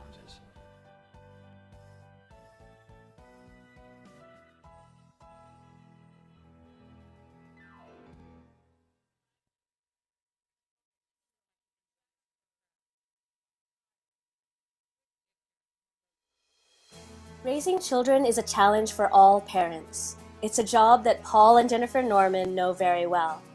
Inspired by the courage and strength their young son Kyle shows them every day, they've created a new children's book, The Adventures of Super Captain Braveman, to help other parents raise their children with an awareness of differently abled children with special needs. Once a normal, high-functioning toddler, Kyle was diagnosed with a rare genetic disorder. Kyle started experiencing dizzy spells, fatigue, and respiratory failure at the age of 2. He was taken to Children's Hospital Los Angeles, where he slipped into a 3-month-long coma. Kyle's heart stopped several times. It seemed that he wasn't going to make it. But then, a miracle happened.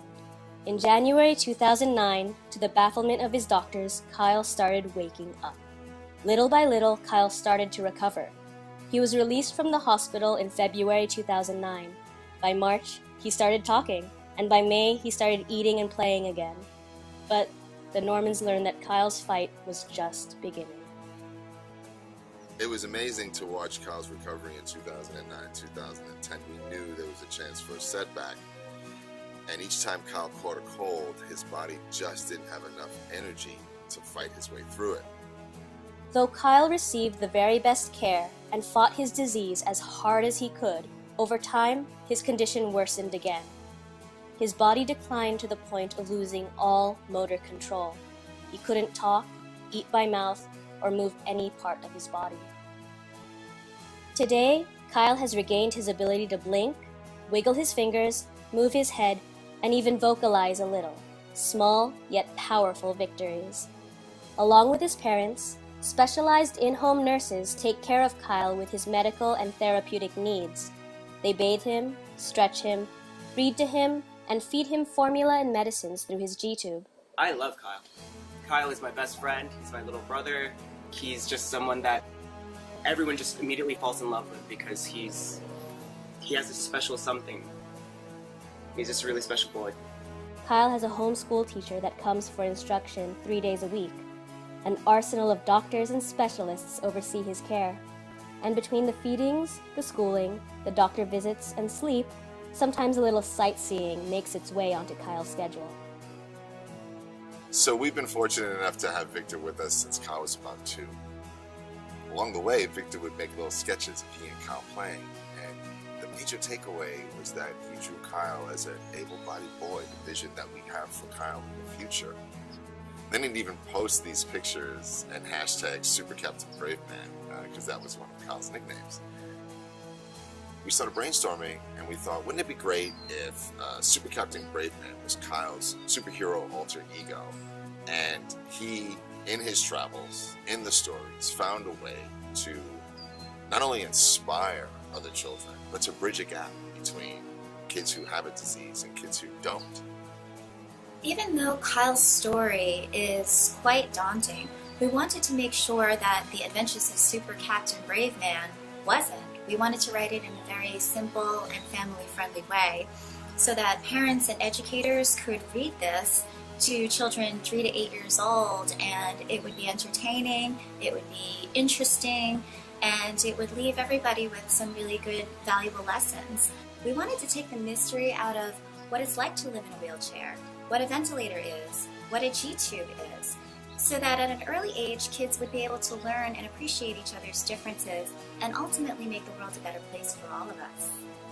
The Adventures of Super Captain Braveman Book 1, A Day at the Park, goes on sale April 23rd, Kyle's 10th birthday. The hardcover and ebook will be available for sale by visiting supercaptainbraveman.com, Amazon, or iBooks. A portion of book proceeds will go to support the United Mitochondrial Disease Foundation. And we have been joined, as you can see, by lots of wonderful guests in the studio. We have Jennifer Norman, mom and author here, her son Kyle. We had Victor, who is Kyle's caregiver, and Mochi, who is a rescue dog and Kyle's best friend, I would imagine. Yeah. Right? Absolutely. It's Good so to have nice you to here. be here. Thank you so We're much thrilled for to having us. have all of you. And we just showed a video introducing sort of why you guys are here to talk about an amazing book series that you guys have got. That's right. I don't even know where to start, but because there's so much love in the room. And you know, children and dogs always take the focus. We always say that, right? So much love in the room. But let's start with the fact, and we saw some of this in the video, Kyle was a typically developing child. That's right. That's right. Kyle was typically developing until about the age of 2. And then we started to notice some signs of lethargy, spasticity. Unfortunately, we didn't know what was happening, and it turned out that he was diagnosed with a very rare genetic disorder, which is called a mitochondrial disease. It essentially is an energy deficiency, which happens at the cellular level. So essentially, his body doesn't produce enough energy to sustain normal life. Okay. And as children are growing, as they're developing, their bodies need a lot of energy as they're going through growth spurts or to fight off any kind of cold or illness. That's when we noticed that Kyle started to debilitate. And unfortunately for him, it took out a lot of his capacity, but he's a survivor. Yeah. He made it through. He wasn't supposed to make it past 3 years old. And he's 11 now. And now he's 11 years old. So we think that he's our miracle boy. He inspires us every day. And he brings so many wonderful people into our lives, such as Victor. And that's what really inspired us to write this book series. Let's talk about the book series. Yes, talk about it. Yeah. What's it called? Yes, the book series is called The Adventures of Super Captain Braveman. And really, it's about encouraging kids to be brave, to be friends with children that are not like themselves. Right. Today, there is so much focus on diversity appreciation, whether it be gender appreciation, whether it be race appreciation, etc. But there really wasn't anything talking about disability, handicap, chronic illness. And we noticed that when Kyle would be out in the public, parents, children would have a tendency to step back and stare a lot, and it would be a little bit awkward for them to come and approach him, and with children were whispering, what's with that boy? Why does he have a tube coming out of his throat? It's hard for adults to really express to their children what's going on without feeling like they might be saying something incorrect. So that's why we wanted to create this book series, is to open a dialogue, is to start a conversation and to make it okay for people to understand what it's like to have certain disabilities or certain handicaps or certain, neurodiverse issues, and help educate children at a young age so they're asking questions and that it becomes the new normal and they can be better friends to everybody of all abilities. So is Super Captain Braveman, he's sort of Kyle's persona? That's right, right. And he answers questions for people about this? That's right. We do use Kyle as a conduit, and certainly, as I was mentioning, he inspires us so much, as I know that parents and people who come into contact with special needs children, special needs people, there is a blessing. There really is a sense of specialness when you're around people that do have different abilities from you. And certainly for us, Kyle's spirit is so strong. and he brings people together, and there's friendship and love. As you had mentioned earlier on, there's so much love in the room, and that's what we feel every day.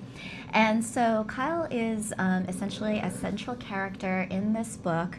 He goes to sleep at night and he becomes Super Captain Brave Man, which is kind of his alter ego. And we're seeing some pictures up on the screen as well. Yes, and so it's nice for children who may have a disability to see that, yes, there is a superhero who actually is in a wheelchair or who might have a ventilator or use a G-tube to eat. And he becomes, this amazing character, and they relate so well to him, and they feel so inspired by him as this young boy who's a superhero character. And yes, he essentially is reaching out, showcasing appreciation and friendship to other children and showing other kids in the book how they can be friends with those children. It's amazing. And the pictures are gorgeous. And we have the illustrator here. Victor, how did you end up becoming the illustrator? I feel like it was a natural thing. I would doodle a lot, and a lot of the times it'd be pictures of just me and Kyle, palling around.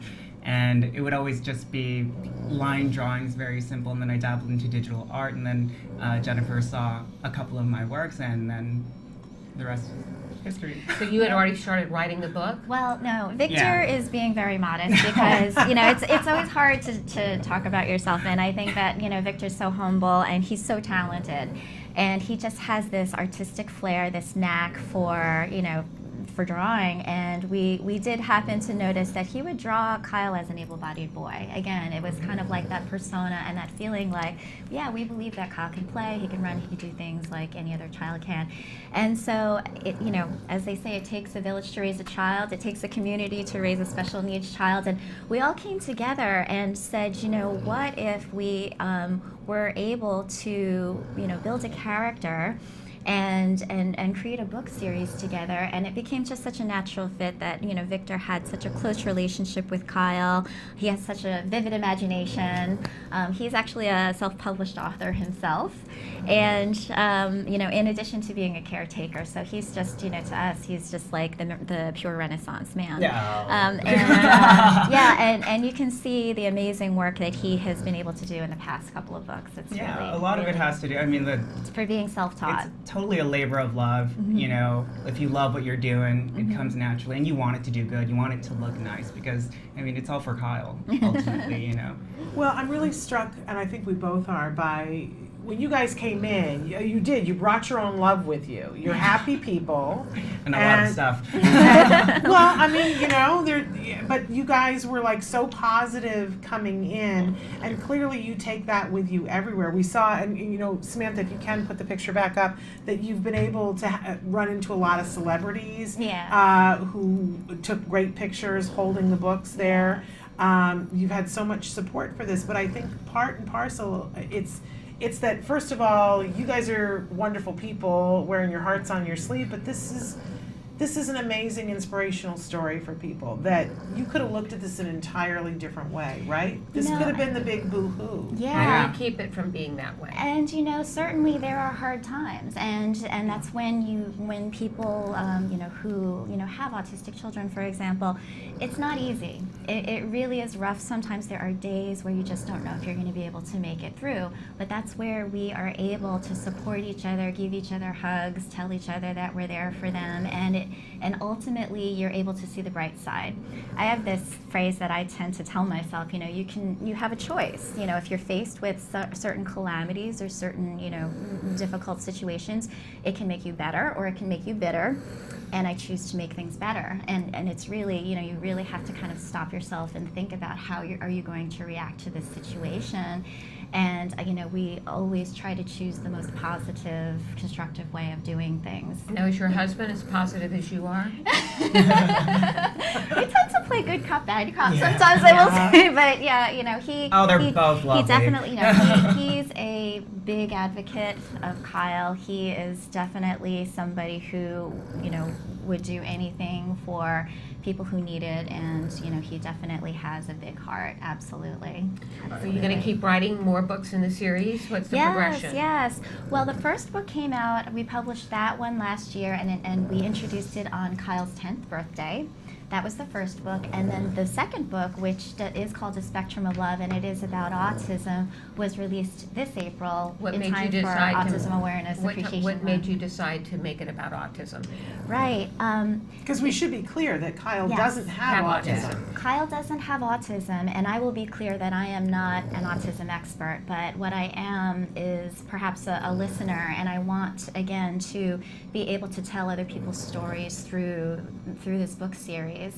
And so with respect to talking about autism, I have seen how it has affected so many of my families' lives, my friends' lives who have children with Asperger's or very severe cases of autism.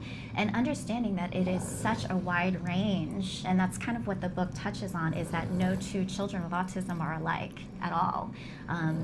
They have different talents, they have different ways of communicating, they have different ways of showing signs of love and becoming friends. And so I really wanted to research the extent of autism. I talked to a lot of different families and autism moms, God bless them, who were able to tell us what it's like to raise their children, some of the hard things, some of the mannerisms, so that we could capture that and do it justice, frankly. Since, again, Kyle doesn't have autism, I'm no expert, but I really wanted to be able to make sure that people who were faced with autism could see a little bit of maybe their family or their case, in the book. And so I'm really happy that so far the reaction has been so positive. Well, of course. I mean, what a wonderful story. And, I think sometimes that people that aren't autism moms feel like they have to apologize for that. And I, for one, want to say, don't ever. Like, the fact that people outside of the autism community want to talk about autism is a plus for all of us. And you're a part of our tribe, being a special needs mom. So, who better than you, and who better than Kyle? I hope that Kyle has some friends that are on the autism spectrum at some point in his life, if he doesn't already. He sure does. And so I think it's wonderful. Who better than you to write this book, right? Yeah. And who better than you to draw it? Go on. We should say that I want to hold the books up. Of course. There's a lot of green in the covers, and so that because we shoot on a green screen, that's going to come up black. Oh, look at that. But or invisible. Isn't that fun? I always love it when we. It's a fun thing to see that it cuts out part of it. But so the Adventures of Super Captain Brave Man, and here is this one. This What's one the title is there, Nancy? Super Captain Brave Man, A Spectrum of Love. Is the second Absolutely one. love it. So where can we get the books? Sure. You can buy them on our website, which is supercaptainbraveman.com, aptly named. We're also on Amazon as well as iBooks and Kobo. There are certain independent bookstores in the area. We're very indie focused that also carry the book. And we're also on social media if you want to hear and follow and learn a little bit about us and kind of see our day to day. And I see you got a T-shirt here too. Right? Yes, we do. We actually also carry these fun Kyle, T-shirts you look great on this T-shirt. in small sizes, and we also have big Oh, adult, look at big kid that. sizes, big adult Kid sizes. size. Yeah. I love that. As well. And I Yes. noticed you have a foreword by Rosie King, who is an autism awareness activist and a TED Talk speaker. That's right. I was interested in Rosie after seeing her TED Talk. And Rosie self-diagnosed herself at the age of 9 with Asperger's. She lives in England. She's actually in college now. And I reached out to her and I told her that I was writing this book, and she was delighted to be part of it, which was amazing. And it's interesting because her TED Talk is about feeling like autism contributes to her uniqueness. She feels that it really makes her who she is. And it's controversial because not everybody feels that way. Some people do feel like, they want to try to get rid of autism for good, abolish it, and that's understandable given certain situations and conditions. She actually has 2 siblings which are also on the spectrum.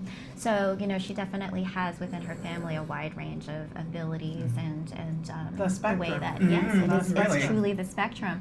And so, I appreciate the fact that she has been able to advocate and remain positive about autism, so I thought that she'd be perfect to be part of our book. Perfect, Love and that. to do the introduction. Can we for show it. that picture too? Did you do that picture? Is that your drawing that's there on that page? Is that your work as well? Oh no. This one's not. Yeah. This one's actually, we thought that this was interesting because, with the puzzle piece, which represents autism, Right. and then also thinking about the spectrum, With the the rainbow. rainbow. So have them hold it up? Is that what you're telling me, Samantha? Okay. Right, and so we wanted to bring together the collaboration of the idea of a rainbow, which is the spectrum of children who are on the autism spectrum, if you will, and the puzzle pieces, and then also the star, which represents, the superhero. So this is a bit of symbolism, if you will, and the book does go into a lot of color theory. So. We talk about the blue child, the purple child, the yellow child, and what they bring to the table. So. Yeah, take a peek. Let's see. Where's that one? Yeah. Show us some of your. Don't show the green Victor. child because then the green. Oh, you're right.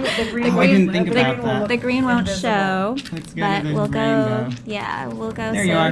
Yeah, There's there's. that one shows At up. night. Yeah, So so he's this is getting when ready to make Kyle his sleeps and then he transformation. turns into Super Captain Brave Man, and he goes over this beautiful rainbow of children who are on the spectrum, literally and figuratively.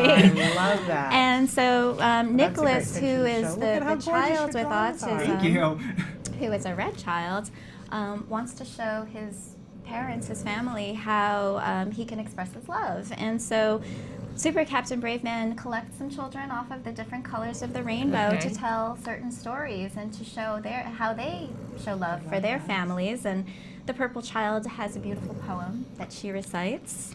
The blue child is very scientific. He's a little bit of a techno geek, which we love. The green child, who will skip, is into flowers and gardening. The yellow child is into music. Yeah, and then the orange child is into art.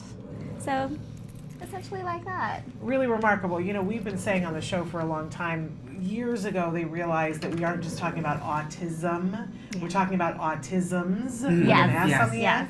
And I've been saying forever that I can't wait for the day that we can, instead of just because autism has so much attached to it now, that instead we can say, the child has red 34. And then we know that it's this, or they have blue 22. Oh, yeah. Right? And I We always can put start color to something it. here, So we've got a mind We meld do, going like on. mine. absolutely Right? do. And just let because autism covers so much. Yes. And Such a range. and And so you what show it- that here. and what it can mean to one person is vastly different what it can mean to another person. So Multifaceted. Yes. and yet there are gifts in each little pocket that are there to be Absolutely. looked for and found. And to assign it colors in the rainbow, I really like that. That's very intuitive. Now, you're on social media. Where can people find you That's on social right. media? We have an Instagram page, Super Captain Brave Man. We're also on Facebook, Super Captain Brave Man. Twitter. We had to condense that name. Okay. So if you type it in Super Captain Brave Man, you'll probably find us. Yeah. Okay. So. And what about buying these books? How can people buy them? Yeah, we are actually running a special promotion for Autism Live. We have 50% off on supercaptainbraveman.com if you want to buy anything. We'll give you 50% off if you use the promo code Autism Live. Oh, great. So you can Thank buy you. there. That's What a Okay, deal, very you good. guys. I You need know. to hop on that and do Yeah. that. because Christmas Make is great coming, gifts. holidays It's are right around coming. the corner. What a great gift. wonderful There's this new movement to make sure that you give each child a book for the holidays, whatever holiday. This would be a you- great so book, what a especially great, if you have a great book. child on the spectrum. Yes. Or even Yes. if you have a neurotypical child that you'd like to teach about differences. Oh, and appreciating especially if you have a differences. neurotypical child, so that they're learning how to be inclusive with everyone. Totally. Exactly. We Essentially. hope that, eventually it's our goal to have a Super Captain Brave Man book in every home. And we would love for this to be the start of it. So. And let's start with every library. Every And every library has to have library. one of these. Classroom. Schools, Exactly, teachers right? Every have single definitely responded so well yes. to these books. Oh, I'll bet. I'll bet. So what's the next one going to be? We are thinking about that, and we are looking for some input from viewers, from friends, from family about what we should put into the next one as a subject. But there's definitely going to be a So- next one. It's definitely going to be a series. Absolutely. We're going to release it next year, and so we are, we're like sponges. We Right. definitely want to hear from other people about what the next book should be. Well, Yeah. can I tell you that the thing that's been coming up here a lot lately is Tourette's. Interesting. And how misunderstood Tourette's is. Okay. and how much love we need to spread on Tourette's. That's just been coming up a lot, so I'm Really? just going to throw that out there. Okay, that's a great Tourette's idea. has been a big deal. And oddly enough, sometimes Tourette's goes hand in hand with autism, but Autism, sometimes yes. not. And so we have a lot of viewers who watch the show who have Tourette's, are not on the spectrum, but who watch the show because they have a lot of friends that are on the autism spectrum, and so they watch the show, and they've been writing in and saying, we need more about Tourette's. So I'm going to tell you that. I'm going to pass it Right, on. yeah. So kind of an interesting thing, very misunderstood Tourette's. Okay, yes, So, I'm eager to learn more about it now, so Well, you got me. Moki has been so well behaved over there. It's like we didn't even have a puppy in here. How old is Mochi? Mochi's a rescue dog. Yeah, Mochi is 8 years old now, so she's a little old lady. And she's a really good dog, I have to say. Everybody who comes over to the house wants to take her home with them, so I'm pack her in sure. a suitcase and just take And her she away. makes but- appearances in the books as well. Yes, yes. Really? Yeah, Mochi's she's in in the those book, books. too. Oh, Mochi, now I gotta look and see. Okay, you find a picture of Mochi in there. Let's see, We love let's how see. you drew Kyle, so I can't wait to see. Let's see. Now, does Kyle have any siblings? Kyle has a half-sister named Honor who's 20 years old. Okay. She's in college now. She is an amazing, strong girl as well. And that's another thing I wanted to bring up because it's green. Oh, you're right. But that one's okay. That one's okay, yeah. And it's okay to there's show the Mochi. green. It's just Okay. fun to see the invisibleness. Okay. There you are, There's Mochi. Oh, that is funny. Look And at that. there is Kyle's other nurse, Bridget. Fabulous. Yeah, we like to be inclusive of the people who are in Kyle's life. But what I wanted to mention is that for families who may have a neurotypical child in the family and then one that is not, God bless them. Like the children who are neurotypical, I actually was also watching a different TED Talk called Glass Children, because they feel invisible. They feel that all of the attention is going on Right. to the special needs Right. child, and they're told, okay, now be a good person, don't get mommy and daddy upset, you have to do what you're told, you've got to help. And so they essentially do that, but inside, it's very hard for them They because need here they attention are, they too. need attention too, Right. they need love, and they feel a little bit left out. So, I wanted to kind of, extend a little head nod, and I do in the second Right. book, to the sibling. Growing who up with is special being- needs siblings. Yes, It yes. can be Who's different. I grew showing up with a love. special needs sibling, and I understand that. Yeah. Have shared that with a lot of other, people that have grown up with special needs siblings. You do sometimes feel left out, or you feel overly responsible for that child. Yeah, you Yes. feel like you have to be the adult already Right. Yeah. when you might be just young. I think it creates some of the most incredible people on the face of the planet. Oh, definitely. But we need to make sure that they get their needs met while Yeah. they're They get becoming their And while they're needs met. growing up, exactly, and meet Yeah, those that they get recognized and appreciated mhm, for validated everything. for their accomplishments as For well. sure, for sure. And so I'm curious as to, now you've got the books out and you've met those famous people. Has that opened any doors for Kyle to do? Most kids don't get to come and be on a show. No. So is that That's a cool true. thing?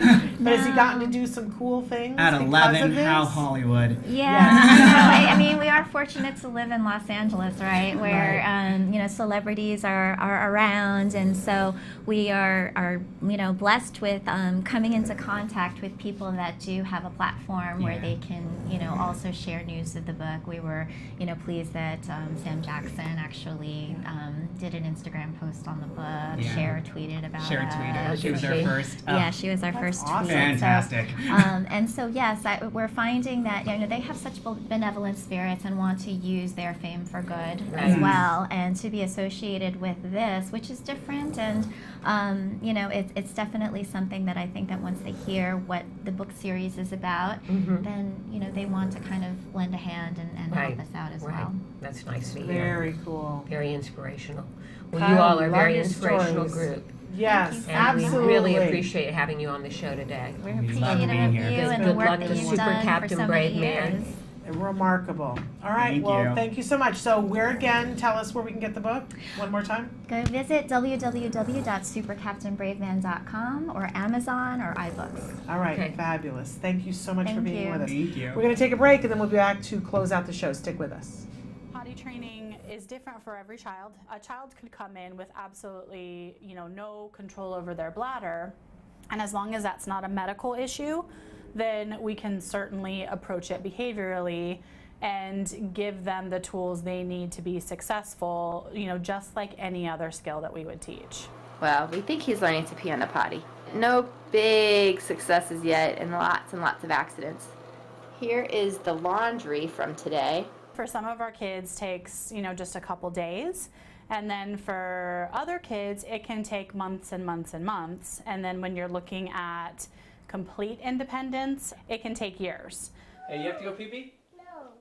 There's a lot of different ways to tell if a child is ready. We look for a couple different things. Probably the most important is parents saying, I need this to happen, I'm ready. Second is, you know, a child showing interest in the bathroom, and some of it is simply age. It's time to go ahead and work on this. What are you doing? Pooping. You're pooping?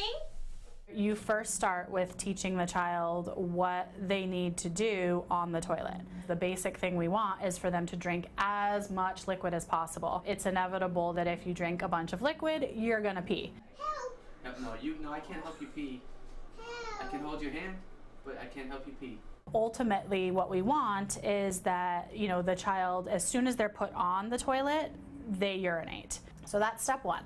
Step two is usually working through the amount of time that they're off of the toilet and making sure that they're not having accidents during the time that they're off. So this is kind of the bladder control stage of things. So the purpose of the potty log is just to see how long it takes them as soon as they sit on the potty for them to actually urinate, and the amount of time that he's able to hold his urine. And with the log, we're able to visually see how long it takes them each time, and if they have accidents or not. He's on a half-hour potty schedule, so if he doesn't go when we take him, then we have to take him in 10 more minutes. So every 10-minute intervals until he does go, and then we reset the clock, and it's 30 minutes again. Okay, buddy. Okay, last chance to go pee-pees. Do we reset it for 10? Oh, what does that mean? What does that mean, Jack? It's potty time! We can come play after. Hurry! What we hope happens in this time is that the kids will learn how to initiate going to the bathroom on their own. This is oftentimes the hardest part of potty training, is because they get so used to somebody telling them when they need to go that they're not really recognizing the signs just in their own body of when they need to go. Oh, he wet himself. Uh-oh. Big wet? Was it a lot? We can reset to half an hour now. The biggest thing for parents is not to give up. The other big tip, and I think pitfall that a lot of parents fall into, is putting their children back into pull-ups or diapers, especially if they're starting to have accidents. And this is probably the worst thing that you can do. They need to recognize that feeling of fullness in their bladder and take themselves to the bathroom, or tell an adult that they need to go to the bathroom. What do you have to do? You have to put your pee-pee in the potty. Okay, give it a shot. See if you can put it in there. There you go. You're doing it. Yay, Jack. Big prayer for your pee-pee. Big prayer for your pee-pee. Woo! Yay! Good job. What a big boy. High five, high five, high five, high five, high five, high five, high five.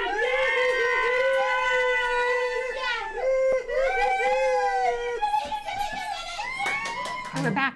I love the celebratory moments. I I can know. never get enough of that. Yeah. Whether it's potty training or something else, the Right. celebration is all a part of it, right? Right, we want to remind people that there's a giveaway for the Super Captain Brave Man books. And so you can The- check out on our Facebook to see more information about that. We're going to be giving you information about how you can win one of these books or the t-shirt. So make sure you stay tuned to our Facebook page for that.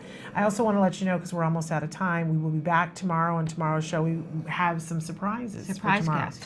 But we definitely are also having Bonnie Yates, special education attorney, and tomorrow is the day that we have set aside to talk about bullying, to know what your rights are, what the parents' rights are, what you have to file, who you have to talk to if your child is being bullied. Because a lot of times, unfortunately, the schools underreact. So knowing what your rights are can be Very half important. the battle at least. Yes.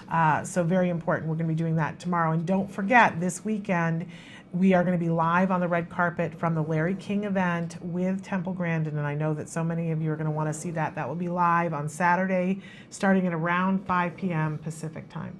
But we will be back tomorrow, and until then, give your kiddos a hug from me. And give yourselves a hug from me. Bye-bye for now. Bye-bye for now.